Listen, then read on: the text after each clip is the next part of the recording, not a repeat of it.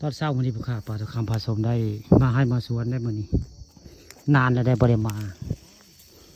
มื้อนี้จ้างเขาเจ้ามาซับหญ้าได้มื้อนี้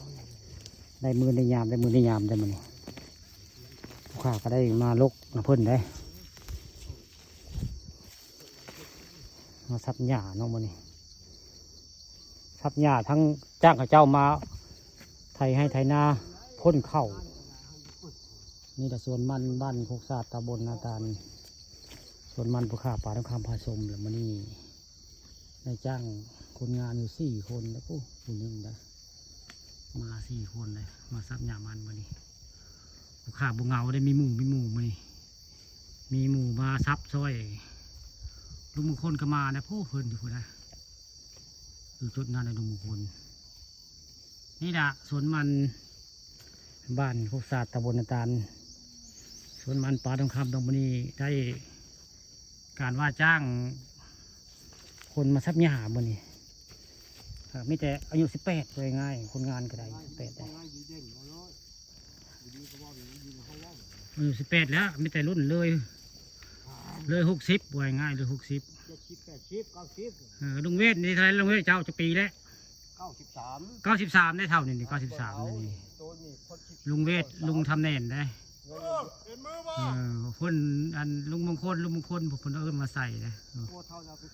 ลุงมงคลก็มาเป็นพนักงานป๋าทองคำเลยนี่มาเหตุงานให้น้องเคยได้มันมาซับหญ้าทำเห็นแล้วสิเอาลงละเด้อลงรถ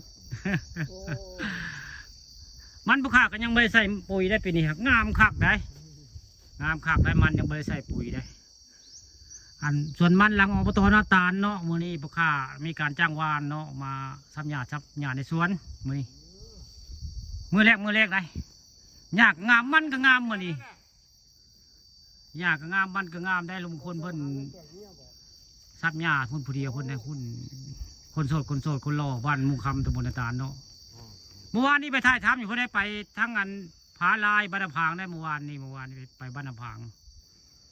ภาคบ้านนาพางได้เมื่อวานนี้วันนี้มาซับหญ้าสวนมันบ้านโคกศาสตร์ตำบลนาตาลหลังอบตนาตาลละมงนี้เขตป่ากุ้งมงนี้มีแต่ป่ากุ้งเนี่ยมงนี้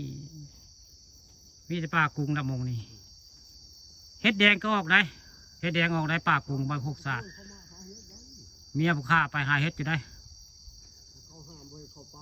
เพิ่นพาเฮ็ดได้ผู้บนม่วงก็สิคือกันนะคือว่าสิออกคือการเฮ็ดเพราะเฮ็ดแดงเฮ็ด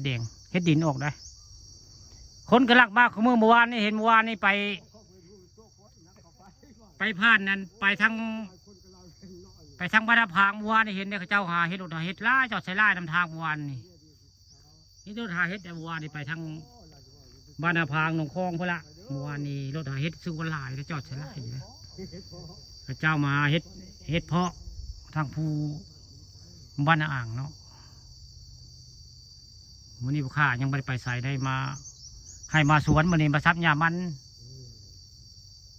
มันงาม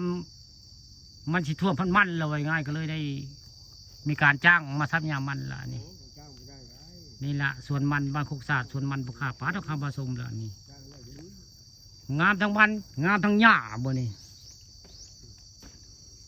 ซับหญ้าแล้วก็จังสิใส่ปุ๋ยได้นี่ซับแล้วก็จะใส่ปุ๋ยครับรู้สึกว่างามเติบอะไรผู้ข้ามาซับตอนเช้าได้เลยมาซับมื้อละเช้าแต่รู้สึกว่างามพอสมควรอยู่ได้ส่วนมันปีนี้คักถ้าแม่นมันเป็นราคาปีหน้าแต่ราคาผู้ข้าก็คือจะได้เงินหลายอยู่ดอกพนักงานคนโสดคนหล่อก็แม่นลงมงคลพูดอยู่ผู้เดียวพูดมาก้นแล้วก็มาซับหญ้าได้เพิ่น